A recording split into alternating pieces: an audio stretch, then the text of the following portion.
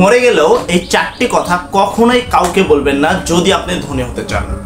আপনি যদি ভুলেও কোনো ক্রমে যদি এই চারটি কথা কাউকে বলে থাকেন তাহলে আর যাই হোক আপনি জীবনেও একজন ধনী লোক বা রিচ ম্যান হতে পারবেন না। কেননা এই চারটি কথা এমন ক্ষতি করবে আপনাকে জীবনে কখনোই উপরে উঠতে দেবে না।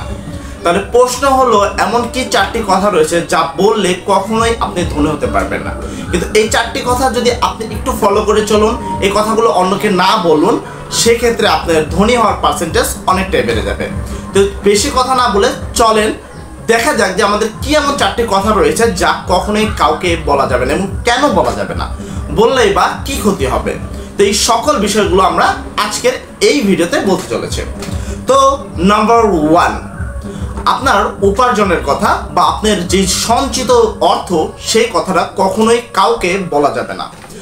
আপনি কি পরিমাণ টাকা জমিয়ে রেখেছেন অথবা কি পরিমাণ টাকা আপনি প্রতি মাসে উপার্জন করেন সেই কথাটা যদি আপনি বলেন অন্য কাউকে, সেক্ষেত্রে আপনি অনেক দিক থেকে ক্ষতিগ্রস্ত হবেন। যেমন আপনাকে যদি আমরা একটু দেখাই, আপনি ধরেন অনেক টাকা আপনার কাছে গচ্ছিত রয়েছে, সেক্ষেত্রে আপনি কাউকে বললেন বা আপনার কোনো ফ্যামিলি মেম্বার অথবা কোনো আত্মীয়কে আপনি সেই কথাগুলো বললেন, সেক্ষেত্রে আপনার সবচেয়ে বড় সমস্যা যেটা পড়বে, তখন দেখবেন আপনার সাথে তারা একটু ঘনিষ্ঠ হওয়ার চেষ্টা করবে এবং কথায় কথায় আপনার থেকে কিন্তু টাকা চাওয়া শুরু করবে। তো আপনি সবসময় তো ধার দিতে পারবেন না, আবার অনেক সময় আপনি নিজে ধার দিতে চাইবেনও না। অনেক সময় দেখবেন আপনি নিজে বিরক্ত হয়ে গেছে তাদের এইসব কর্মকাণ্ডে। তো এইটা একটি যার কারণে আপনার কিন্তু তাদের সাথে রিলেশন খারাপ হয়ে যাবে।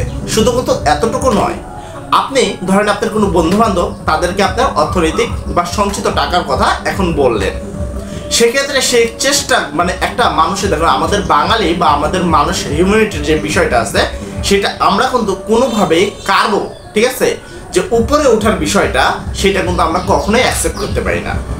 যেমন ধরেন আপনি পরীক্ষায় কি ধরেন A গ্রেড আপনি D গ্রেড পাইছেন, আপনি পরীক্ষায় কোনো মতে পাস করছেন, আর হঠাৎ আর আপনারই আপনার ক্লোজ কোনো ফ্রেন্ড সে A+ পেয়েছে, সেক্ষেত্রে দেখবেন আপনি ফেল করলে যে কষ্টটা না পাবেন তার চেয়ে বেশি কষ্ট পাবেন সে কি পেয়েছে A+ কেন পাইল। আবার আপনি কোনো মতে D গ্রেড পেয়েছেন, আপনার কোনো একটা ফ্রেন্ড ফেল করেছে, তখন দেখবেন আপনাকে কিন্তু অনেক খুশি খুশি মনে হবে। তো এই জন্য একটা বর্তমানে আমাদের যে হিউম্যানিটির বিষয়টা সেটা হলো কখনোই আমরা কিন্তু কারোই ভালো দেখতে পারি না। তো আপনি যদি কোনো কারণে আপনার যেই অর্থনৈতিক অবস্থা অর্থাৎ আপনার যেই সঞ্চিত উপার্জন অথবা আপনি কি পরিমাণ উপার্জন করেন প্রত্যেক মাসে এই কথাটা কাউকে বলেন, সে কিন্তু আপনাকে গিল্টি ফিল করবে। সেক্ষেত্রে সে চেষ্টা করবে যে যতভাবে হোক আপনার ক্ষতি করার, সে চাইবে যে আপনার কোনো না কোনোভাবে ক্ষতি হোক। তো সে যদি ডাইরেক্টভাবে কোনো ক্ষতি না করতে পারে সে কিন্তু এই কথাটা আরও 10 জনের কাছে বলবে এবং তারা চাইবে যে যেভাবেই হোক আপনাকে ক্ষতিগ্রস্ত করুক। তারা ক্ষতিগ্রস্ত হইলেও কিন্তু তাদের তখন যায় আসবে না। অর্থাৎ আপনি কিন্তু আপনার এই সামান্য একটি কথার কারণে অনেক শত্রু নিয়েছেন যারা আপনাকে নিচে নামাবে। অথবা আপনি কি পরিমাণ টাকা প্রত্যেক মাসে আয় করুন এই কথাটা কখনোই কাউকে বলবেন না। তো নাম্বার 2 হলো আপনি যখন খরচ করবেন তখন একটু ভেবে চিন্তে খরচ করবেন। কেননা আপনার সঞ্চিত সকল টাকা যদি আপনি একসাথে খরচ করেন বা খরচের সময় যদি আপনি নিজে একটু খেয়াল না করেন, সেক্ষেত্রে আপনি কিন্তু অনেক বড় ক্ষতিগ্রস্ত হবেন। একটা কথা আছে যে আপনি রাজা হন না কেন, যদি বসে খান অথবা অযথা টাকা নষ্ট করেন সেক্ষেত্রে কিন্তু আপনি ধনী থাকবেন না, আপনার ফকির হতে খুব বেশি সময় লাগবে না। তো কোনোভাবেই আপনাকে কি অতিরিক্ত খরচ করা যাবে না। আমি ছোট্ট একটি গল্পের মাধ্যমে আপনাদের বলি। ধরেন একটা রিক্সা চালক আর আমি, তো আমার এক বন্ধু আর আমি গিয়েছিলাম হলো একটা শপিং মলের যাত্রা পথে একটি রিক্সা চালকের সাথে আমাদের দেখা। তো আমার বন্ধু ডিসাইড করলো চলো আমরা রিক্সাতে যাই। তো শপিং মল থেকে রিক্সা চালকের যে ভাড়া ছিল আমাদের ওই স্থান থেকে রিক্সা চালকের ভাড়া হলো 25 টাকা। এবার আমার বন্ধু যখন রিক্সা চালককে বললো তখন সে বললো যে ভাইয়া আমাদের এখানে যেতে ভাড়া লাগবে 30 টাকা। তখন আমার বন্ধু করলো সেই রিক্সাতে গেল না, থামে এখনই কিন্তু সাবাসী দর কিছু নেই যে সে তো 5 টাকা সঞ্চয় করছে। হ্যাঁ, সে কিন্তু এখানে একটি দরিদ্র রিক্সা চালককে 5 টাকা বেশি দিল না, একটু নোট করে রাখবেন। তার পরবর্তীতে আমরা একটি বড় শপিং মল অর্থাৎ বসুন্ধরা বা আমরা বড় রংধনু আমরা গেছিলাম রংধনু ঈদে। তো রংধনু যখন মার্কেটে আমরা গেলাম তখন সেখানে তার একটা গেঞ্জি পছন্দ বা টি শার্ট পছন্দ হলো। সেই টি শার্টের প্রাইস মূল্য লেখা ছিল 1600 টাকা। তখন আমি আমার বন্ধুকে বললাম, দেখো তুমি যে 1600 টাকা দিয়ে করবা, তুমি এই 1600 টাকায় এর চেয়ে ভালো মানের কি করতে পারো, টি শার্ট কিনতে পারো। কিন্তু আমার বন্ধু একটা কথা বললো যে এইটা কিন্তু ব্র্যান্ডের জিনিস, তো ব্র্যান্ডের জিনিস হলে সেই ক্ষেত্রে টাকা তো একটু বেশি লাগবেই। তো আমার বন্ধু কোনো কথা না বলে তার সাথে কোনো দামাদামি না করে সরাসরি 1600 টাকা দিয়ে সেই জিনিসটা ক্রয় করলো।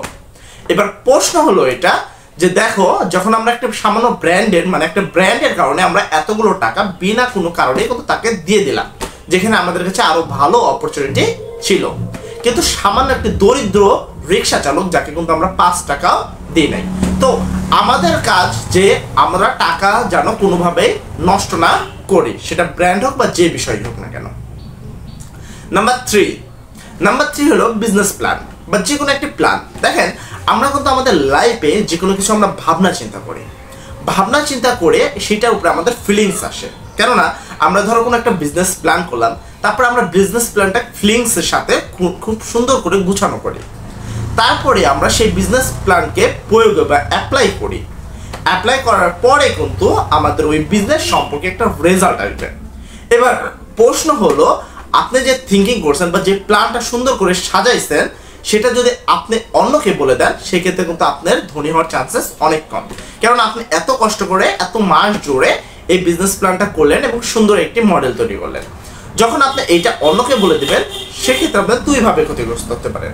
নাম্বার 1, সে আপনার বিজনেস প্ল্যানটা চুরি করে সে নিজে কিন্তু সেই বিজনেসটা করতে পারে। যখন সে নিজে এই বিজনেসটা করে ফেলবে, সেখানে কিন্তু আপনার মূল্য থাকবে না। নাম্বার 2, সে নিজে না করলেও সে কিন্তু এই কথাটা অন্যকে শেয়ার করলে তারা কিন্তু এই বিজনেসটা করবে, সেক্ষেত্রে আপনার লস কিন্তু 100%। তো আপনি কোনোভাবেই আপনার বিজনেস প্ল্যান কাউকে কখনোই কোনোভাবেই বলবেন না। নাম্বার 4, এটা সবচেয়ে ইম্পর্টেন্ট টপিক। তো এই কাজটা আমরা কখনো ভুলেও করবো না। তো কাজটা কি? নাম্বার 4, দেখো, আমরা যখন একটা ভালো অপরচুনিটি পাই, তখন কিন্তু আমরা সম্পূর্ণ অর্থ সেই অপরচুনিটি দিই। মানে আমাদের কেউ যদি একটা ভালো অফার দেয়, সেক্ষেত্রে আমরা কিন্তু আমাদের কাছে যত কিছু থাকে আমরা কিন্তু সেই কাজটা করি। যেমন আমাদের কিছুদিন আগে আমাদের লবণের দাম বাড়বে শুনে আমাদের এলাকায় সবাই কিন্তু তুমুল করে যত লবণ ছিল সব ক্রয় করে রেখে দিয়েছে। কিন্তু কিছুদিন পরে কিন্তু তা কমে গেছে, যার ফলে এতগুলো লবণ তাদের বাসায় কিন্তু বিনা কারণে এত অর্থ নষ্ট করে বিনা কারণে রয়ে গেছে। এবার এমনও হাজারো অফার রয়েছে, যেমন শপিং মল অফার দিলে আমরা কিন্তু সেই অফারের জন্য অনেক টাকা নষ্ট করে একসাথে সেই কাজটা করি। তো সেম ভাবে আমরা যদি ভালো একটি অপরচুনিটি পাই, একটা ভালো অফার পাই বিজনেসে, আমরা কিন্তু সেই জায়গায় ঝাঁপিয়ে পড়ি আর এবং আমাদের যত অর্থ রয়েছে সব কিন্তু সেখানে ইনভেস্টমেন্ট করি। শুধুমাত্র নিজের অর্থ সেটাও বল, নিজের জমি জমা বা বন্ধু বান্ধব থেকে অনেকে কিন্তু সম্পূর্ণ টাকা গুছিয়ে আমরা সেখানে ইনভেস্টমেন্ট করি। অনেক ক্ষেত্রে সে জায়গায় কি হয়, আমরা ধোঁকার শিকার হই। তো আমরা কোনোভাবেই আমাদের যত ভালো অপরচুনিটি আসুক না কেন, আমাদের সম্পূর্ণ বাজেট আমরা কখনোই একটা প্ল্যাটফর্মে অপচয় করব না। তো এই জিনিসটা অবশ্যই সবচেয়ে ভালো করে মনে রাখবা। অ্যান্ড আরও কিছু কথা বলে দিই যে আমাদের যে বর্তমান যারা ধনী রয়েছে বা যারা ধনী রয়েছিল, তাদের যদি একটু লক্ষ্য করবা, তারা দেখবা সব সময় একটা কাজ করছে, সেটা হলো হার্ডওয়ার্ক। তারা কিন্তু সব সময় কঠোর পরিশ্রমের মাধ্যমে আজকের এই জায়গায় পৌঁছছে। একটা কথা সবসময় মনে রাখবে, যত ধরনের প্রবলেমই হোক না কেন, তার কিন্তু একটা না একটা সলিউশন রয়েছে। এখন আমরা 10 জন একটা কাজ করছি, সেই 10 জনের মধ্যে 10 জনই সফল হবে এমন কিন্তু নয়। সেই 10 জনের মধ্যে একজন সফল হবে, সেই একজন যেন আপনি হন। কেননা দেখেন, আপনি যখন একটা জিনিস কি করবেন, 10 জনের মতো করেই করবেন, আপনার মধ্যে ইউনিক কোনো ব্যাপার নেই, সেক্ষেত্রে আপনার মধ্যে 10 জনের মতনই সফলতা পাবেন। কিন্তু আপনি যদি একটু ধৈর্য ধরে সেই কাজটা সবাই ছেড়ে দিলেও আপনি যদি করে যান, তার মানে 100% আপনি একটা ভালো রেজাল্ট করবেন। তারপর কমিউনিকেট, আপনাকে সবার সাথে আপনাকে যোগাযোগ অনেক ভালো রাখতে হবে। আপনার কাস্টমার বা আপনার যেই বিজনেস প্ল্যানের যেই বন্ধু বান্ধব বা কলিগ রয়েছে, তাদের সাথে আপনার ব্যবহার অনেক ভালো থাকতে হবে। তাহলে দেখবেন আপনার ব্র্যান্ড বাড়তে সময় লাগবে না। ঠিক আছে?